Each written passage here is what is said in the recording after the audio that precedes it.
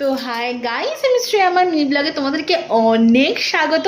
তো এখন বাজে ঘড়িতে ডট 9:30। তো এই সময় কেন আমি আজকে ভিডিওটা শুরু করলাম সেটা তোমরা আস্তে আস্তে ধীরে ধীরে জানতে পারবে।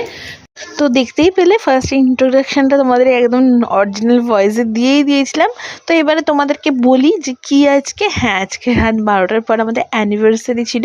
তো সেটাই আমি সেলিব্রেট করবো বলে ওর থেকে চুরি করা বেলুন, মানে আমার বার্থডের সময় বেলুন এনে রেখে দিয়েছিলো। তো আমি বেলুন একদমই ফোলাতে পারিনি, পাম্পারটা ছিল বলে সত্যি কথা পেরেছি।